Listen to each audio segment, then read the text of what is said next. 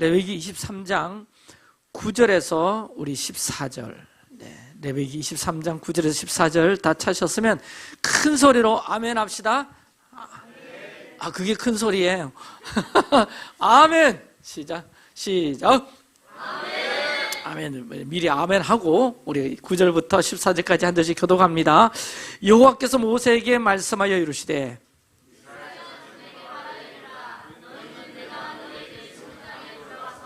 너희의 곡물을 거둘 때 너희의 곡물의 첫 이삭 한 단을 제사장에게로 가져갈 것이요 제사장은 너희를 위하여 그 단을 여호와 앞에 기쁘게 받으심이 되도록 흔들되 안식일 이튿날에 흔들 것이며 너희가 그 단을 흔드는 날에 1년 되고 흠없는 순양을 여호와께 번제로 드리고 그 소제로는 기름 섞은 고운 가루 10분의 2 에바를 여호와께 드려 화제로 삼아 향기로운 냄새가 되게 하고 전제로는 포도주 4분의 1 흰을 쓸 것이며 너희는 너희 하나님께 예물을 가져오는 그날까지 떡이든지 볶은 곡식이든지 생이삭이든지 먹지 말지니 이는 너희가 거주하는 각 처에서 대대로 지킬 영원한 규례니라.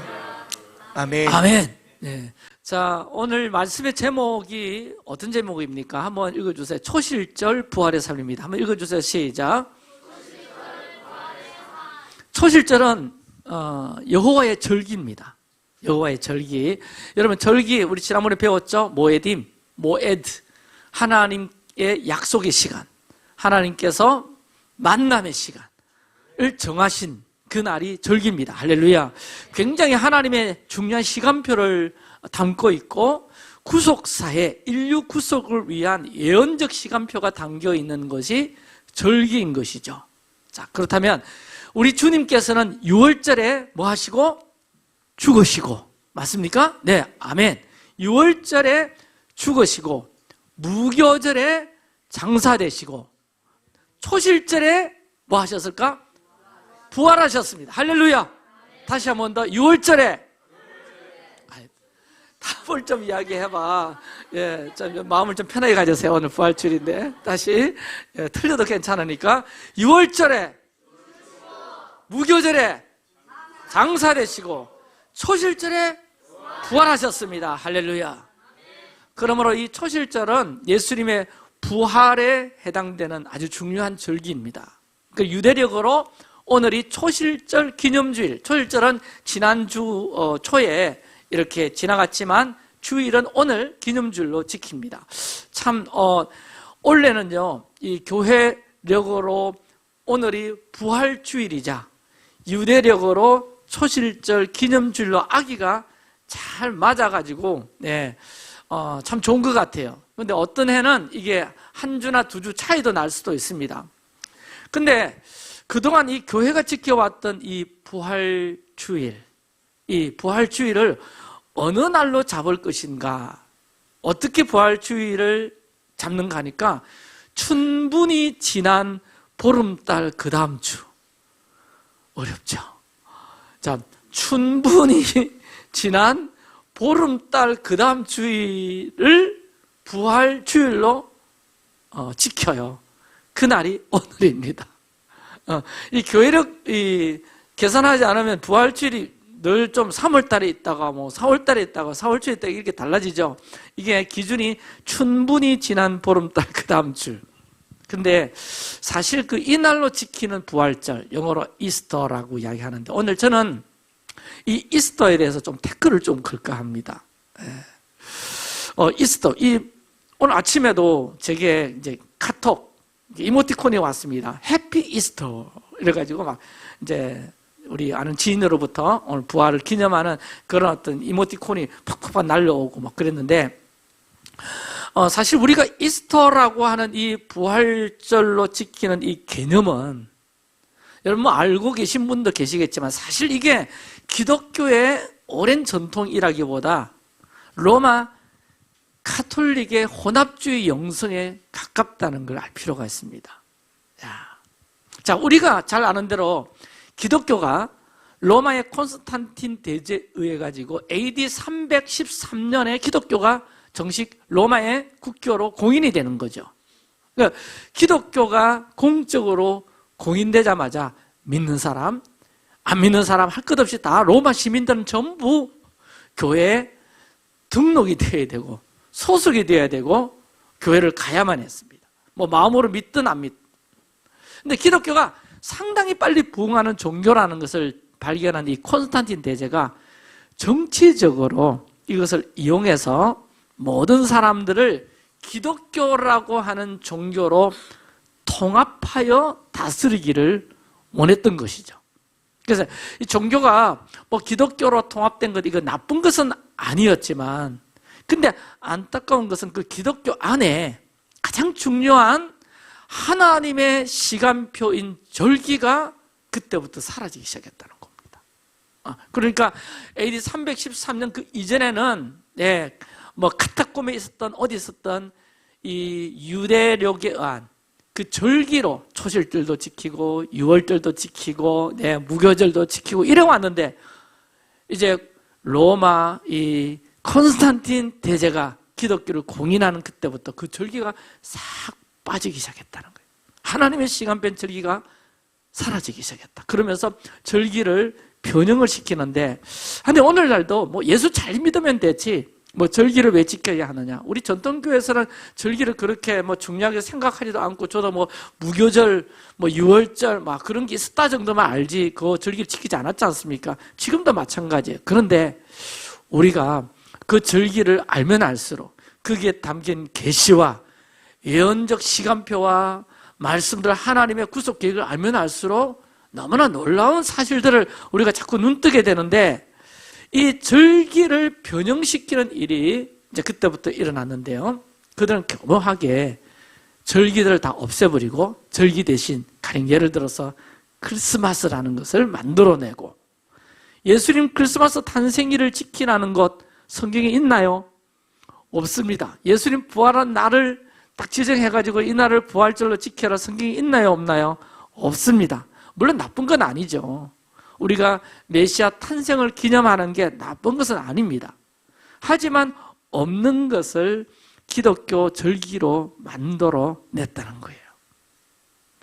자, 이 부활절이라는 것은 그 당시에 이 날을 초실절을 비쿠림이라고 이야기하는데, 이 날을 초실절로 지키려 한 것이 아니라 그들은 이스트라는 이름으로 부활절을 지키기 시작했어요. 예수님 부활 시즌에 맞춰가지고 지키기 때문에 뭐 이 부활절도 나쁜 건 아닙니다. 예수님 부활을 기념하자, 예수님 부활을 기억하고 감사하자, 이게 나쁜 것이라고 볼 수는 없습니다만, 근데 여러분 이 이스트라는 이름, 서양 세계에서 뭘 의미하고 있는지는 알고 있으면 참 좋겠다, 그런 생각이 듭니다. 자, 콘스탄틴 대제는 그 당시 수백 년 동안 박해를 받았던 기독교를 로마 제국 내에서 합법적인 종교로 인정한 업적은 있지만, 기존에 존재하고 있던 민속 종교, 이방 종교죠. 그 민속 종교를 없애지 않았고요.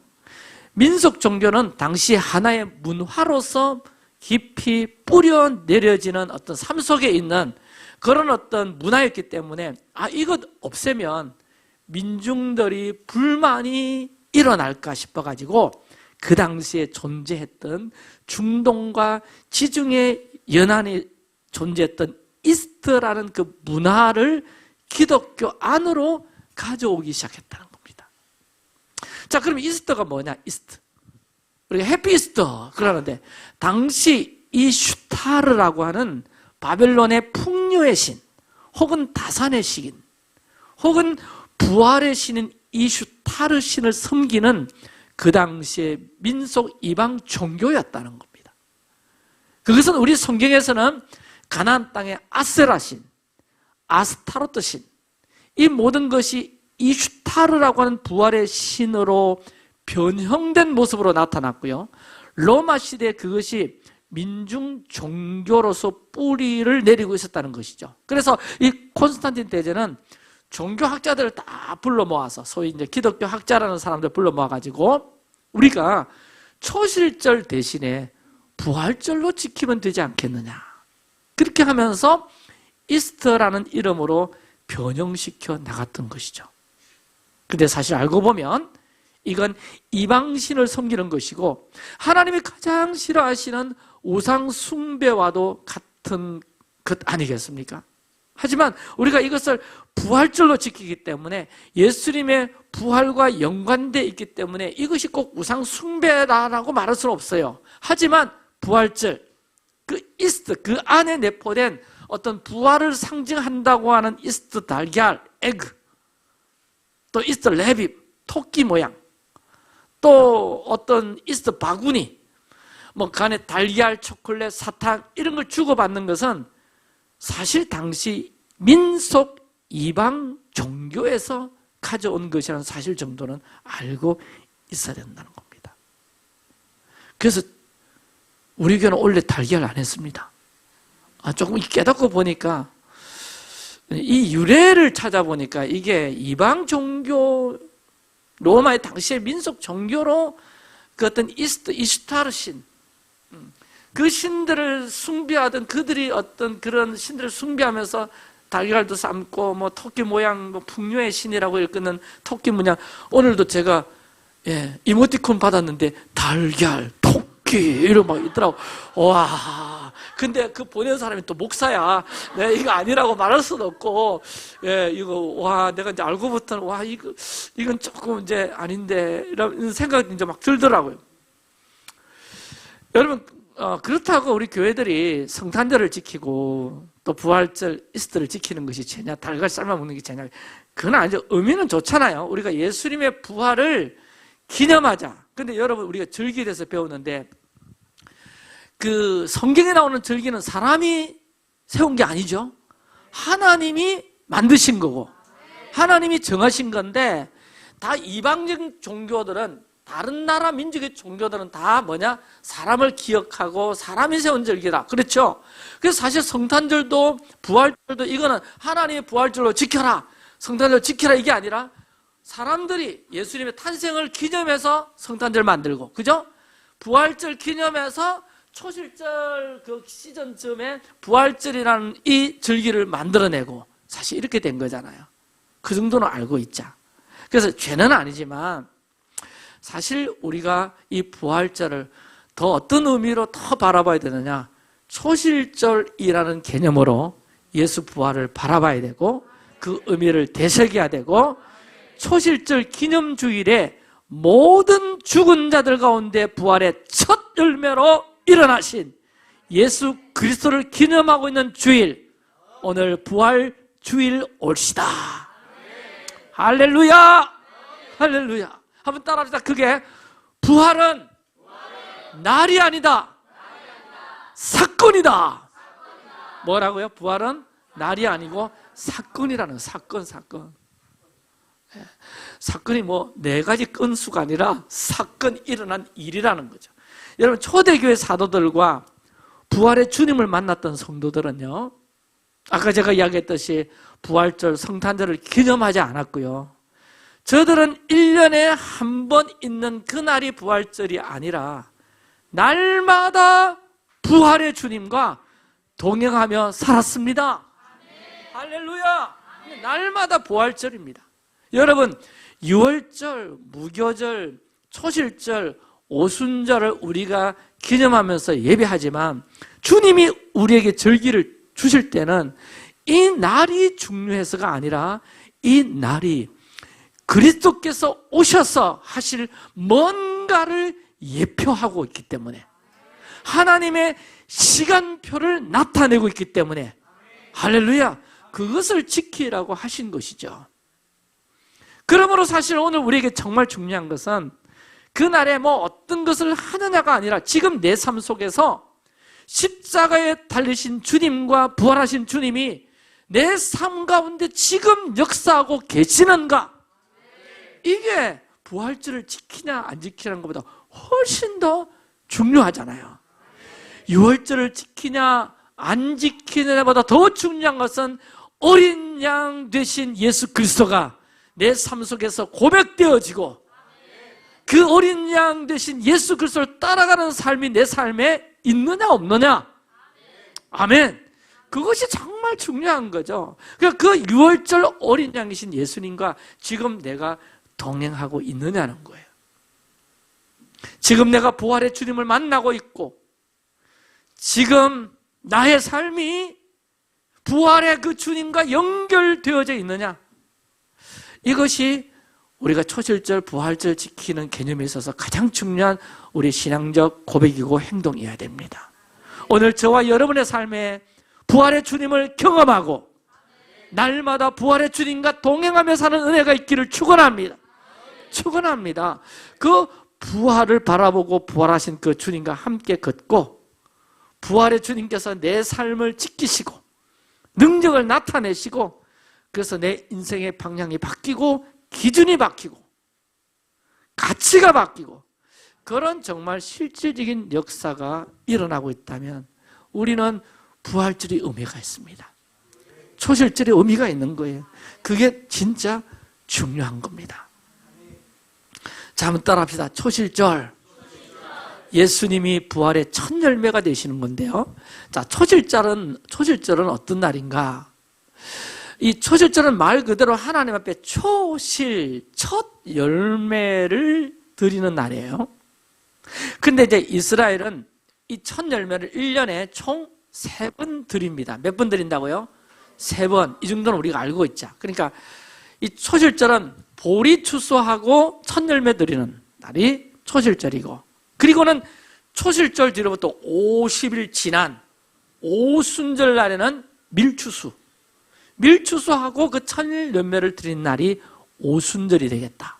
그리고 가을에 초막절, 장막절이 있는데 그때는 과일, 포도 같은 거, 과일의 추수, 포도 추수가 이루어지는 시즌이므로 그 과일이나 포도의 첫 열매를 드리는 날, 그때가 장막절이 돼요. 그러니까 이스라엘은 몇 번 첫 열매를 드린다? 3번. 그러니까 이스라엘 백성들에게는 반드시 첫 열매를 하나님께 올려 드려줘야 됩니다. 그리고 그 첫 열매를 제사장께, 주님께 딱 올려드리고 난 다음에 그 제사장이 그 받아온 곡식단이나 과일이나 이걸 거제나 요제 흔들어서 주님께 제사를 드리고 나서 그 제사가 끝나야 나머지 열매를 뭐 할 수 있겠어요? 추수할 수 있도록 되어 있었어요. 자, 여러분 한번 생각해 보세요. 우리나라는 얼마나 이 배달 문화가 발달했는지, 밤 11시 55분에 주문해도 다음날 새벽 4시에 들어오는 무슨 배달이라고 그럽니까? 네, 새벽 배송, 쿠팡, 이츠, 이게 우리나라는 사실 배달의 민족 같아요. 너무 급하게 잘 돼가지고. 근데 옛날에 유대 그 시대 때는 이런 게 있을 리가 만무하죠. 자, 이스라엘 땅에서 가장 비옥한 땅이 갈릴리 땅인데 한번 생각해 봅시다.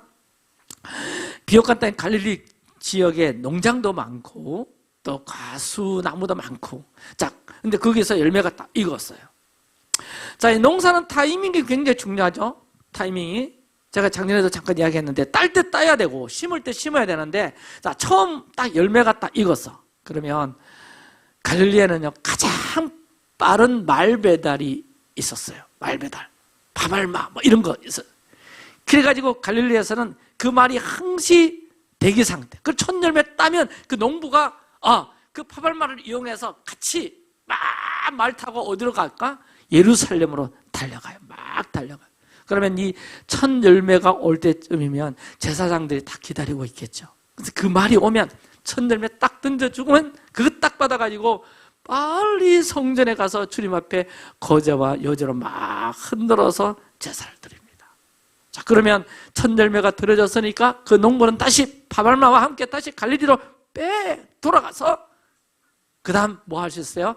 나머지 열매들을 뭐 할 수 있다? 수확할 수 있다. 추수할 수 있는 권리가 생기는 거예요. 그 첫 열매가 하나님께 드려줘야 나머지 열매를 추수할 수 있는 권리.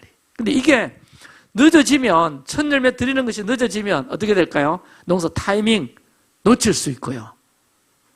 추수 시기도 늦어져요. 이 열매 같은 건 제때 따야 되는데 다 이거 터져서 딸 수도 있다. 그래서 첫 열매 꾸물꾸물하게 들여다보면 그런 일이 생긴다. 그러면 추수가 잘 안 되는 거죠. 이게 첫 열매의 아주 심플한 가르침인데요. 이거를 저들은 1500년 동안 지킨 거예요. 첫 열매를 드리는 삶을 그렇게 지키고 산 겁니다. 유대인들에게는 첫 열매를 하나님께 드리는 것이 매우 익숙합니다. 첫 열매 하나님께 드리면 나중 열매 수확한다. 반드시. 할렐루야. 이게 딱 익숙한 거예요. 그러니까 이 사람한테는 뭐냐? 우리로 치면 딸기 다 익었으면 저 딸기 언제 따서 먹을까 아니라 저걸 빨리 하나님께 드려야 나머지 딸 수 있는데, 이게 저들의 뇌리와 삶에 딱 박혀 있는 것이죠. 자, 이런 사고 체계가 딱 박혀 있는 유대인들에게 어느 날 예수님이 오셨어요. 그 예수님이 유월절에 돌아가시는데, 유월절 뭐 하는 시간에? 양 잡는 시간에 죽으셨어요. 그러니까 예수님이 돌아가신 시간을 보니까 예수님이 십자가에 달리신 시간은 아침 제사를 드리는 시간, 저녁 제사 오후 3시에 드리는 그 시간에 예수님이 돌아가십니다. 그때가 9시. 그러면 9시 되면 땡 하고 9시 시간을 알리는, 그때가 저녁 제사를 드리는 시간이라는 것, 저녁 번제를 드리는 시간이라는 것을 알리는 뭐 그런 소리들이 있었을 거예요. 여러분, 지금도 그 중동에 가보면 이슬람교 맨날 보면 이상한 소리 납니다. 뭐 절하는 시간, 자기들 예배하는 시간 되면요, 막 그 앰프 채널 막 그럽니다. 그거 참 또 듣기가 싫은데요. 아마 그렇게 비슷하게 유대인들이 아침 번제 드리는 시간 되면 종을 치기보다 제사장들이 그런 노래를, 그런 소리로 아마 지금 아침 제사 드린다는 것을 알렸을 거예요. 저녁 제사 드린다는 것을 알렸을 거예요. 막 이제 제사장들이 좀 웃어주시오. 그래서 제사장들이 저녁 제사 드리는 그 소리가 딱 울려 퍼진과 동시에 예수님께서 십자가에서 혼이 떠나가십니다.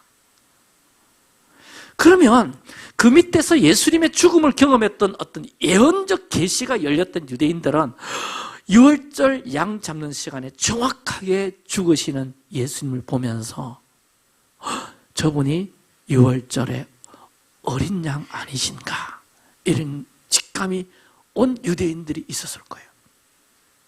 그리고는 이제 무교절이 시작됩니다. 유월절, 무교절, 초실절. 무교절이 시작되고 초실절이 딱 됐는데 3일 만이죠. 예수님 돌아가신 지. 유월절 지킨 3일 만이죠. 제자들은 다 도망가고요. 여자들이 예수님 장사 지내려고 무덤에 갔는데 무덤 문이 활짝 열려 있는 거예요.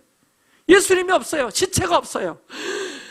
여인들이 로마 사람들이 시체를 훔쳐갔나, 아니면 예수님 시체 해코지 않나 싶어가지고 막 울고 슬퍼가지고, 그런데 그때 천사가 쫙 나타나가지고 그 마리아에게 그는 부활하셨고 약속하신 대로 갈릴리로 먼저 가셨다는 거예요. 할렐루야. 그 부활의 주님을 누가 증거해 주었습니까? 천사가. 근데 언제? 초실절에. 할렐루야. 초실절에 부활의 소식을 천사가 알려주셨고, 초실절에 예수님 부활하신 거예요. 자, 그럼 유대인의 개념에 초실절 그러면 첫 열매, 자동적으로 연결되게 됐습니다. 초실절은 약속의 땅에 들어간 하나님의 백성들이 하나님께 감사하기 위해서 그 땅의 첫 소산물인 보리를 추수하여 드리는 날인데, 그 곡식단을 히브리어로 따라합시다. 오메르. 이 곡식단을 의미하기도 하고 어떤 때는 사람을 의미하기도 합니다. 그 곡식단이 바로 부활하신 첫 열매이신 예수 그리스도시다 라고 성경은 우리에게 말씀하고 있습니다. 고린도전서 15장 20절, 21절, 22절 다 같이 큰 소리를 읽겠습니다. 시작. 그러나 이제 그리스도께서 죽은 자 가운데서 다시 살아나사 잠자는 자들의 첫 열매가 되셨도다. 사망이 한 사람으로 말미암았으니 죽은 자의 부활도 한 사람으로 말미암는도다. 아담 안에서 모든 사람이 죽은 것 같이 그리스도 안에서 모든 사람이 삶을 얻으리라. 아멘. 그 말은 예수님이 부활의 무슨 열매? 첫 열매. 예수님이 둘째 아담으로서 죄를 위해서 죽으시고 부활하신 것 같이 우리도 모두 죽지만 주님이 재림하실 때 그리스도께 속한 자는 다시 부활하게 되고 마지막에 모든 사람이 하나님 앞에 심판을 받기 위해서 다시 부활하게 될 것이라는 사실을 고린도전서 15장은 우리에게 전하고 있습니다. 즉 예수님이 부활의 첫 열매라는 것은 예수께 속한 자인 우리도 부활이 보장된다 안 된다? 된다. 그 보장으로서 주님은 무슨 절기 때? 초실절에 부활하셔서 내가 부활의 첫 열매다. 나에게 속한 자는 너희들도 나중 열매 부활하게 될 것이다. 아멘. 그 소망을 우리에게 주신 거다. 그것이 여러분 초실절입니다. 그러므로 유월절, 무교절, 초실절은 예수 그리스도의 초림과 십자가의 죽으심과 장사되심과 부활하신 이 사건을 절기를 통해서 우리에게 예언해 주셨고요. 하나님께서는 태초부터 그 절기를 정하셨어요. 그 사건을 준비하셨어요. 계획하셨어요. 하나님의 정확한 카이로스 시간대에 예수님 죽으시고 다시 살아나시고 우리의 부활의 첫 열매로 다시 일어서신 것을 믿으시기 바랍니다. 그래서 이것을 깨닫고 데살로니가 전서 4장에 보면 너희들은 정말 소망을 가져라, 소망을 가져라 그러면서 뭐라고 우리에게 이 소망을 전해주느냐? 다 같이 읽겠습니다. 시작. 주께서 호령과 큰 소리로 천사장의 소리와 하나님의 나팔 소리로 친히 하늘로부터 강림하시리니 그리스도 안에서 죽은 자들이 먼저 일어나고 우리 살아남은 자들도 그들과 함께 구름 속으로 끌어올려 공중에서 주를 영접하게 하시리니 그리하여 우리가 항상 주와 함께 있으리라. 그러므로 이러한 말로 서로 위로하라. 아멘. 주님이 부활의 첫 열매가 되시고 예수님 재림하실 때 그리스도 안에서 죽었던 사람들이 먼저 부활하고 그 후에 살아남은 자들도 전부 구름 속으로 끌어올려져 공중에서 주님과 혼인잔치를 하게 되니 이것으로 소망 삼아라, 위로 삼아라. 그게 성경은 우리에게 가르치고 있습니다. 주님이 다시 사셨으니 나도 다시 산다. 그래서요, 이 1세기 이 초실절에 부활의 주님을 경험했고 오순절에 성령 받은 제자들은 갑자기 뭘 상실하냐면, 따라합시다. 겁을 상실한다. 겁이 사라지는 거예요. 두려워하는 거.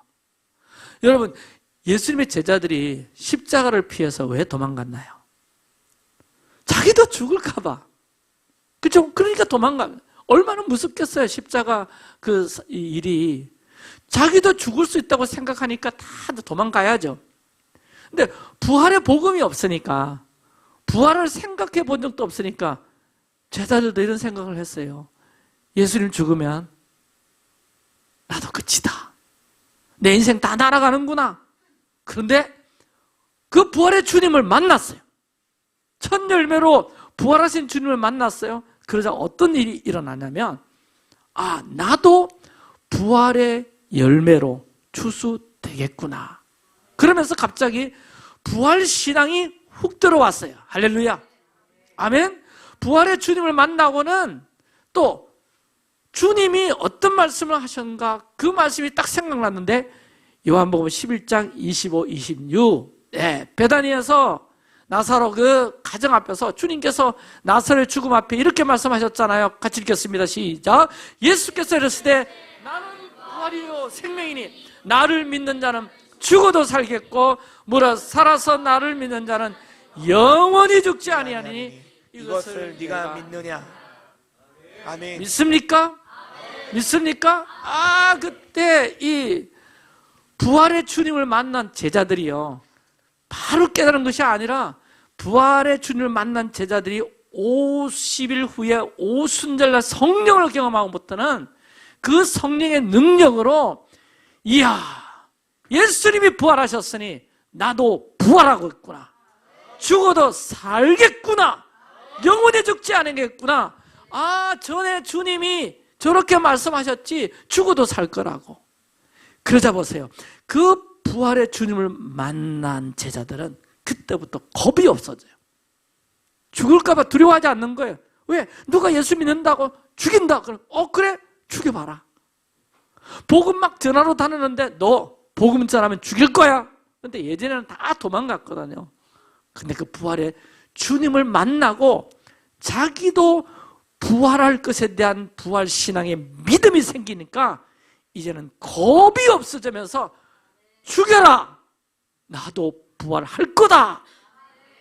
아멘. 이렇게 되는 건 아닙니까? 죽여라, 나도 부활할 거다. 그러니까 카타콤에 사자밥으로 저들이 모기가 일지언정 그 죽음을 두려워하지 않고요, 저들이 막 달리면 달리는 대로, 창이 찌르면 찌르는 대로, 오히려 막 죽이려고 하는 사람들이 놀라는 거죠. 배째라 이렇게 나오니까. 여러분, 이게 진짜 복음의 담대함 아니겠어요? 부활의 능력 아니겠어요? 그러다 보니까 예수님을 따르는 자들이 생명을 걸고 복음을 전하기 시작했다는 겁니다. 아멘. 그래서 여러분, 이 부활의 주님을 만나고 부활의 복음을 가진 자들이 얻게 되는 가장 중요한 능력이 뭐냐니까 죽음을 두려워하지 않는 능력이고, 죽음이 더 이상 그들의 삶을 주장할 수 없게 만드는 능력이에요. 사망이 여러분을 주장할 수 없게 만드는 능력, 저와 여러분의 있기를 축원합니다. 사망아, 너의 쏘는 것이 어디 있느냐? 이게 복음의 증거입니다. 부활의 능력입니다. 자, 그러면 이런 증거, 이 능력 지금 가지고 있으세요? 아멘. 크게 합시다. 아멘. 아멘. 여러분, 우리가 이 부활의 주님을, 어떤 이 복음을 머리로만 알고 동의하고 있다고 한다면 지금도 죽음이 두려울 겁니다. 죽을까 봐 겁날 겁니다. 물론 우리가 막 죽음 겁내지 말고 막 dim보고 막 아무 때나 살아라 그런 뜻은 아니에요. 하지만 우리가 오늘부터 이 주님의 부활을 이론 말고, 오늘 하루 그 부활을 기념하고 감사하는 거 말고, 진짜 그 부활의 능력이 1세기 때 그 제자들이 가졌던 복음의 능력으로 난 죽어도 다시 산다. 그러므로 복음 증거하는 것 칼이 들어와도 두려워하지 아니하고 겁내지 아니하고 담대히 나갔던 그 부활의 능력 정도는 우리가 갖고 살아야 되지 않겠느냐는 거예요. 할렐루야. 그래서 이 부활의 예수님이 우리 삶 속에서 훅 들어올 수 있게 되길 축복하고요, 부활의 주님을 만나면 따라합시다. 생명이 들어오고, 더 크게 죽음의 권세, 사망의 권세 떠나간다. 떠나간다. 죽음의 권세, 사망의 권세가 다 나를 두렵게 하는 것 아니겠습니까? 그 모든 것들이 사실은 부활의 예수님 앞에서는 다 뭐가 되느냐? 의미가 없어져요. 부활의 능력이 나를 주장하기 시작할 때, 생명의 능력이 나를 주장하기 시작할 때, 부활의 주님이 나의 주님이 되기 시작할 때, 사망의 권세, 죽음의 권세 우리에게 두렵지 않습니다. 아멘. 자, 다 같이 따라합시다. 크게 시작. 나는 죽어도 영체로 살아나고 부활의 영생의 몸을 입고 살아나 주와 함께 영원을 누릴 수 있는 부활의 복음을 가진 자이고 부활의 생명을 가진 자다. 자, 여러분이 크게 읽으시고 아멘 하세요. 한 번 더 시작. 나는 죽어도 영체로 살아나고 부활의 영생의 몸을 입고 살아나 주와 함께 영원을 누릴 수 있는 부활의 복음을 가진 자이고 부활의 생명을 가진 자다. 아멘. 뒤에 아멘을 더 크게 아멘 이렇게 내가 할게요. 부활의 복음을 가진 자이고 부활의 생명을 가진 자가 저와 여러분입니다. 할렐루야. 이 정도는 돼야지. 할렐루야. 자, 여러분, 이 초대교회 성도들이 이걸 깨달아 버리니까요, 질병 앞에서 질병을 꾸짖게 되었고요, 질병 따위가 어떻게 나를 주장할 쏘냐, 사망이, 죽음이, 슬픔이 그들을 주장할 수 없게 되었다. 우리도 그렇게 되어야 한다. 죽음이, 사망의 슬픔이, 두려움이 여러분을 주장하게 해서는 안 됩니다. 여러분의 삶 가운데 부활의 능력이 풀어질지어다. 풀어질지어다. 진짜 부활의 성도로 살아가야죠. 아멘입니까? 근데 문제는 뭐냐니까, 문제는 이 부활의 복음 좋지요, 부활의 주님 좋아요. 그런데 문제가 뭐냐, 저 부활의 주님을 내가 만났나? 그 부활의 주님을 못 만났다고 생각하고 부활의 능력은 자기와 상관없다고 생각하는 거예요. 이게 우리의 진짜 문제예요, 여러분. 부활절의 진짜 문제는 예수님이 정말 부활하셨다면 내게도 살아계신 주님으로 만나 주시느냐? 부활하신 예수님을 체험할 수 있느냐 하는 것이죠. 예수님이 정말 부활하셨다면, 자, 여러분, 왜 예수님이 부활하셨습니까? 물론 부활의 첫 열매이죠. 하지만 지금 오늘을 사는 우리에게 정말 중요한 것은 왜 부활하셨느냐? 그것은 예수님이 부활의 영으로 오셔서 우리 성도들의 마음에 오셔서 부활의 능력의 삶을 살게 하기 위해서 주님이 부활하신 것 아니겠어요? 아멘입니까? 자, 여러분, 그러면 부활하신 예수님이 여러분 마음 중심에 살아계신 주님으로 역사하고 계십니까? 할렐루야. 근데 많은 그리스도인들이 잘 들으셔야 돼요. 부활에 대해서 듣기는 들었지만 그 부활의 주님이 정말 내 안에 살아계신 주님으로 계시느냐, 여기에 대해서 믿음이 없어요. 확신이 없어요. 자, 누가복음 24장에 보니까 엠마오로 가는 두 제자에게 예수님이 만나주신 장면 나옵니다. 엠마오로 가는 두 제자는 부활하신 예수님과 만나가지고 꼬박 하루를 함께 동행하면서 말씀을 나누었는데 그분이 부활하신 예수님인 줄 알아보지를 못했어요. 근데 저녁 때가 되려 하자 이제 예수님이 이제 떠나시려고 그러잖아요. 그때 말씀을 듣다 보니까 뭔가 이분한테 계시는 것 같아. 뭔가 느껴져요. 그래서 예수님 확 붙잡죠. 떠나지 마시고 저와 함께 하룻밤 더 유하여 주옵소서라고 하면서 예수님 붙잡아가지고 같이 식사할 때, 그때서야 저들의 눈이 휙 뜨지면서 함께 했던 이가 예수님이시구나, 그걸 알아보았던 거예요. 만약 예수님께서 그날 저녁에 식사를 하지 않으시고 떠나보내셨다면 그 두 제자들은 부활하신 주님과 동행했었음을 전혀 알지를 못했을 겁니다. 부활하신 예수님을 보고도, 같이 걷고도, 동행하고도, 말씀을 나누고도 예수님을 알지 못하는 일이 어떻게 있을 수 있습니까? 근데 여러분, 안타깝게도 이것이 오늘날 수많은 그리스도인들이 겪고 있는 일이라는 거예요. 다시 말해서 지금도 주님과 함께 동행하고 계시고 주님이 내 안에 계시고 주님의 부활의 역사가 있는데도 알지 못하는 거예요.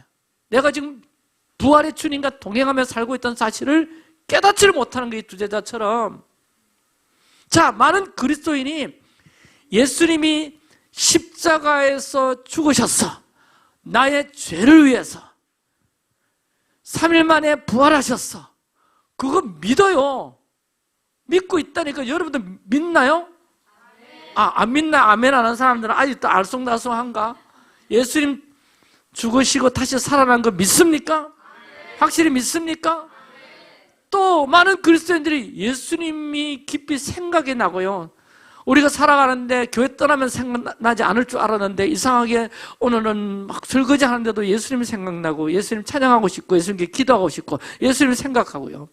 또 예수님을 주라고 고백하고 싶으면서 노래하고 싶고 기도하고 싶고 또 있는 자리에서 찬양이 내 입속에서 흥얼흥얼 나오면서 그리고 함께 모여서 예배할 때 감동이 자주 와요. 할렐루야. 지난주 헤세드 연속 예배 때도 많은 이들이 예배하고 감동을 받았대. 은혜를 받았대요. 뭔가 느낌이 왔대. 많은 은혜를 받고 있죠. 지금도 은혜 받고 있습니까? 아멘. 그런데도 부활하신 예수님 만나지 못했대. 확 꿀발을. 여러분, 그게 전부 예수님이 하시는 역사인데도, 부활의 영이신 성령님의 역사인데도, 여러분 믿는 거, 여러분 잘나서 믿는 줄 알아요? 성령이 아니고서는 예수를 주라고 고백할 수도 없고요, 믿을 수가 없어요. 내가 예수님 다시 살아나심이 믿어진다? 내 안에 부활의 영으로 오신 예수님이 지금 역사하고 있기 때문에 믿어지고 고백되어지고 찬양하고 싶고 삶 속에서 그분이 생각나지는 거예요. 보혜사 그분이 생각나게 하시리라. 예수님이 생각나게 하시고 말씀이 생각나게 하시고 내가 이렇게 살아서는 안 되는데 생각나게 하시는 분 누구시냐고요? 예수님이세요. 부활의 영 성령님이세요. 그분이 지금 여러분과 만나고 계시는 거야. 함께 계시는 거야. 마음에 살아 역사하는 거야. 할렐루야. 근데도 예수인지 몰라. 성령인지 몰라. 엠마오로 가는 두 제자와 똑같은 모습 아닙니까? 그게 예수님이 함께 하셔서 주시는 거고요, 나누시는 은혜의 일인데도 그렇게 신앙생활을 하면서도 나 부활하신 예수님 못 만나서 부활하신 예수님 내 안에 있는지 난 몰라, 이렇게 얘기합니다. 실제로 이것이 많은 그리스도인들의 신앙생활 형편이에요. 여러분, 예수님을 정말 믿으시면 부활하신 예수님을 만나는 것이 하나님의 계획입니다. 아멘. 이거 믿으시기 바랍니다. 왜 엠마오로 가는 두 제자는요, 이미 예수님께서 부활하셨다는 소식을 들었고요, 그리고는 자기들의 입으로 부활의 소식을 함께하는 예수님에게 전합니다. 아니, 자신들은 믿지도 않으면서도 그 모든 것을 엠마오로 함께 가는 예수님께 말씀까지 해요. 그럼 예수님 모르고요, 어떤 여자들이 새벽에 예수님 무덤에 갔었는데요, 시체가 없어졌대요. 시체가. 천사들이 막 나타나 그가 다시 살아나셨다 그렇게 합디다.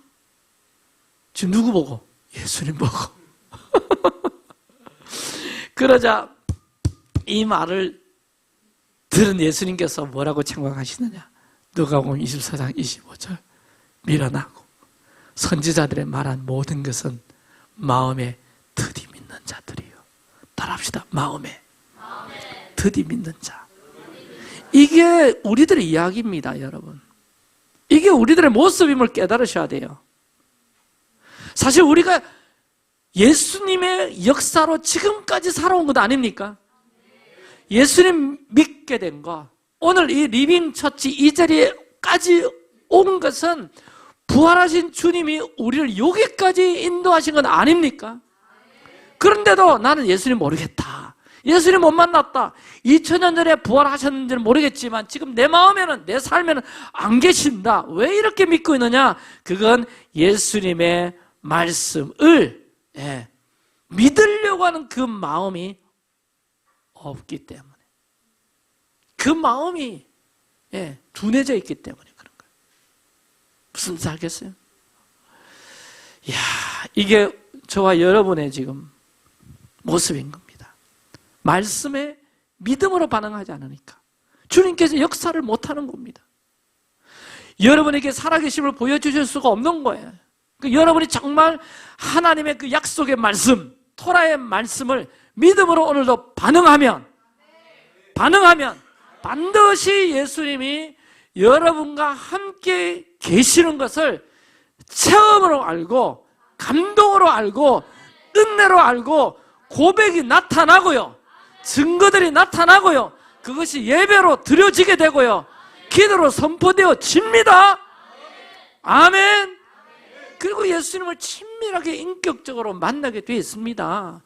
그렇다면 여러분 힘든 일 어려운 일 있어도 그분이 나와 함께 하시니 일이 막 삐뚤어져도 그분이 나의 삶을 주관하고 계시니 기다리자, 기도하자, 인내하자, 주님의 뜻이 무엇인지 더 물어보자, 이렇게 되는 겁니다. 할렐루야. 이게 그 부활하신 주님과 인격적으로 만나고 있는 삶의 모습인 거예요, 여러분. 지난주에 짜부했잖아요. 제사장에 주시는 명령, 불 꺼뜨리지 마라. 불 꺼뜨리지 마라. 그게 제 마음속에 막 살아서 계속 짜부, 불 피워라, 불 피워라. 그 말씀에 하도 따라다녀가지고요. 제가 연속 예배 바로 제가 선포했잖아요. 미리 광고를 안 했잖아요. 즉흥적으로 한 주 전에 연속 예배 한다고 나왔잖아요.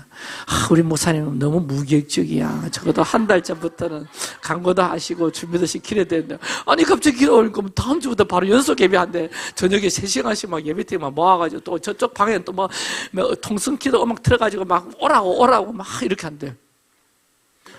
갑자기 그 말씀이 훅 들어오니까 제가 그 말씀에 반응해야죠. 말씀을 드디 믿게 되면 그 드디 믿는 그 모습 때문에 살아계신 부활의 주님, 살아계신 성령님의 역사가 안 느껴지고 안 믿어지고 그 역사를 체험하지 못할 수 있는 거예요.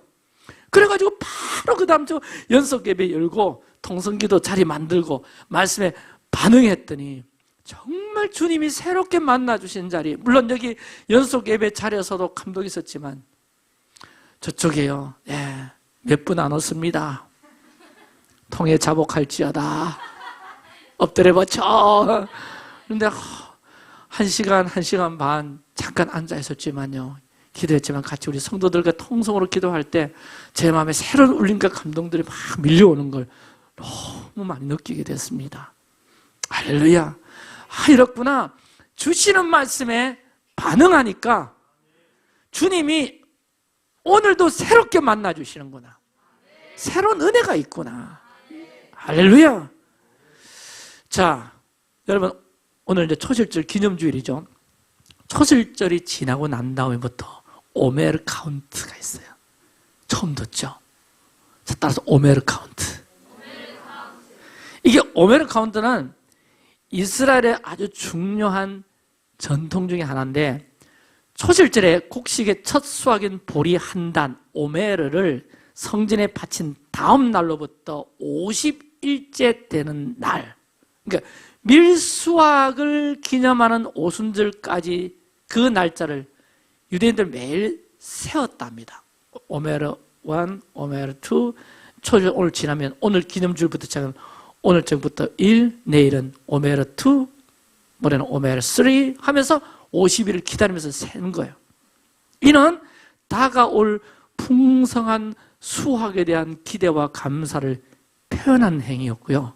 이 오메르 카운트는 단순히 어떤 날짜 세는 것을 넘어서 다양한 의미를 지니는데, 자, 이 출애굽기에 6월절을 경험하고 애굽을 나와서 이제 광야 여정을 시작하면서 50일째 되는 날에 오순절이죠. 그때 시내산에서 율법 받은 것 아십니까?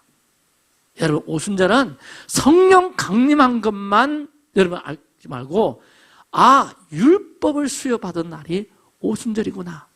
시내산에서 율법 받은 것을 기념하는 날. 이게 유대인들. 우리 기독교는 성령 강림을 기념한 절기가 오순절이죠. 그래서 이 오메르 이 기간을 자기 성찰과 어떤 영적 성장의 시간으로 삼고, 그리고 오순절에 주어질 성령님의 생수와 같은 은혜를 기다리면서 소망하는 기간으로 오메르 1, 오메르 2, 오메르 3 하면서 카운트하면서 기다리고 세고 기도하고 예배하고, 그렇게 오순절을 기다려보는 그런 아름다운 전통이 있다는 거예요. 나도 이번에 한번 해봐야 되겠다. 아멘. 그래서 오순절 한번 기다려 봐야 되겠다. 세면서 여러분도 같이 결정해 주시길 축복합니다. 오늘 저녁부터 카운트 해봅시다. 뭐 어떤 유대에게는 지난주부터 카운트 하는 게 있지만 그거 뭐 좀 일주일 정도 차이 나도 상관없습니다.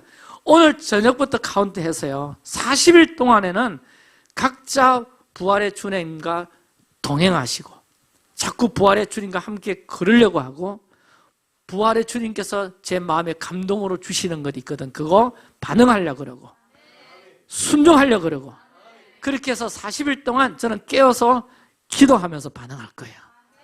그렇게 주님과 동행하시다가 그리고 남은 열흘 오순절이 되기 전 10일 주님께서 예루살렘을 떠나지 말고 기다려라. 내가 약속하신 것을 기다려라. 그래가지고는 제자들이 마가의 다락방에 쫙 모여가지고 계속 기도하면서 뭘 받았습니까? 성령 받았잖아요. 그래서 우리도 한 40일 정도는 각자 삶에서 동행하다가 열을 남겨놓고 남은 10일 동안은 집회와 연속 예배. 이번에는 적극적으로 광고 안 나갑니다. 미리 이제 지금 광고 나갑니다. 10day revival. 오순절 앞에 10일 동안 2주간을 보낼 건데 한 주간은 이번에 무교절 우리 패스아웃 연속 예배 참 은혜가 많았습니다. 우리 거의 청교인들이 예배팀이 돼가지고 기도자가 돼가지고 예배자가 돼가지고 주님 성전에 머물고 예배하고 기도하고 그래서 한 주간은 우리 예배팀들 다 모여가지고 이번처럼 연속 예배 더 풍성하게 드리고 더 집중하여 드리고 한 주간은 성령에 대해 기도에 대해 부흥 집회합시다. 아멘. 그래서 이 기간 동안 여러분 다른 무언가에 집중하지 마시고요. 참 이 이스라엘 절기 우리가 토라 포션 하면서 참 감사한 것은 계속해서 주님을 주목하게 만들어요. 깨어있게 만들어요. 말씀에 반응하도록 만들어가요. 아멘. 이게 너무 귀한 거예요. 우리 보통 때 이제 고난주간 지났다. 부활절이다. 야 우리 마음대로 살자. 뭐 그래가 다음 사순절 오면 주님 뭐 이러잖아. 근데 이 유대력은 안 그래요. 계속 매달마다 또 뭐 절기를 주시고 막 주셔가지고 계속 깨어있게 만들고 우리 기회가 되면 내년이나 내후년에는 6월절 세데르라고 그런 것도 있더라고요. 6월절 음식을 나눈 유대인들 그런 것도 우리 양고기 잡아가지고 곽주사 양고기는 어디서 사나요? 그래가지고 우리 그것도 좀 해보고 막 이러면 더 우리가 주님께로 더 가까이 가는데 좋은 영적인 의미와 일들이 자꾸 일어나지 않겠나 그런 생각이 듭니다. 자, 말씀 정리합니다. 2000년 전에 제자들에게 예루살렘 떠나지 말고 기다리라 했던 것처럼 우리 제자들이 마가 다락방에 모여서 계속 기도하면서 약속하신 성령을 받도록 기다렸던 것처럼 오늘 여러분 우리도 그 주님이 행하실 일들을 기다리면서 깨어 기도하고 예배하고 집회도 하고 그렇게 주님과 함께 동행하다 보면 오늘 우리 삶 가운데 자연스럽게 부활의 주님이 역사하기 시작할 거고요. 매일 토라포션하는 이 거룩한 습관 계속 이어나가기를 축복합니다. 그리고 그 말씀에 믿음으로 반응하세요. 말씀에 드디 믿는 자들이 되지 않기를 바랍니다. 그럼 반드시 부활의 주님이 삶 가운데 체험되는 은혜가 더 부어질 줄로 확신합니다. 그래서 우리 부활의 주님을 경험합시다. 부활절을 기념하는 성도 수준이 아니라 경험합시다. 그 부활의 능력을 내 삶 속에 한번 선포하고 끌어당겨보고 아멘. 나는 부활이요 생명이다. 부활의 주님을 만나면 생명이 들어오니까 생명이 들어오면 여러분 죽음의 권세 떠나가요. 사망의 권세 떠나가요. 나를 두렵게 했던 그 모든 것들이 사라진다고요. 꺾여진다고요. 그것이 생명의 능력, 부활의 능력 아니겠습니까? 저와 여러분의 삶에 풀어놓아야 됩니다. 풀어놓아야 됩니다. 그러면 사망이 여러분을 주장하지 못해요. 음부가 여러분을 주장하지 못합니다. 할렐루야! 할렐루야! 따라합시다. 음부야! 사망아! 떠나갈지어다! 떠나갈지어다! 주장하지 못할지어다! 아멘. 오늘 성찬식 할 건데요.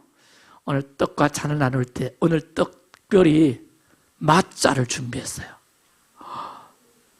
맞자. 우리나라는 없습니다. 맞자. 무교병. 오늘 떡은 무교병으로 드릴 거니까 맛보시고 주님의 몸으로 받으시고, 포도주는 주님의 피. 할렐루야. 오늘 주님의 살과 피가 우리 삶 속에서 부활의 능력으로 활성화되길 간절히 바라면서 오늘 떡과 잔을 받으시기를 예수님의 이름으로 축복합니다. 할렐루야. 자, 우리 예배팀 나오세요. 자, 우리 한번 기도 한번 하고 바로 이어서 성찬식 들어가도록 합니다. 우리 이번에 성찬식에 참여하실 분은 세례와 침례를 받으신 분만 한정합니다. 세례와 침례, 아동 침례도 포함됩니다. 유아 세례는 아닙니다. 네, 그래서 세례 받으신 분들, 침례 받으신 분들, 우리 아이들까지 포함해서 그렇게 해서 우리 성찬식에 참여하는데, 자, 우리 한번 자리 일어나서 한번 기도하고 우리 다시 앉아서 좀 성찬식을 나누면 좋겠어요. 자, 오른손 한번 높이 듭시다.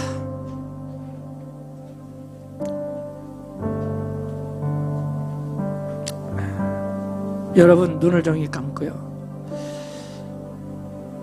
부활의 주님을 만나는 놀라운 은혜 여러분에게 꼭 있기를 바랍니다. 그 은혜뿐만 아니라 눈이 열릴지어다. 부활의 주님이 나와 함께 계심을, 그 부활의 예수님이 내 안에 오셨다는 사실을 알고 체험할 수 있게 되길 축복합니다. 축복합니다. 그래서 부활의 주님과 함께 살아가야 되지 않겠습니까? 사망을 이기는 부활의 능력으로 살아가는 제자들이 돼야 되지 않겠습니까?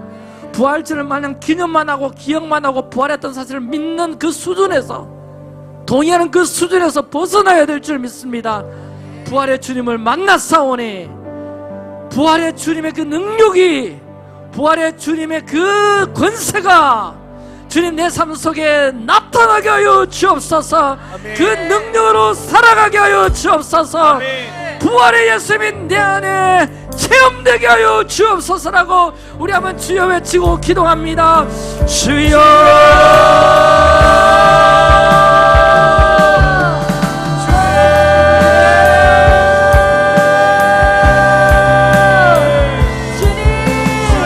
주님의 그 부활의 능력, 그 부활의 심정이 하나님 우리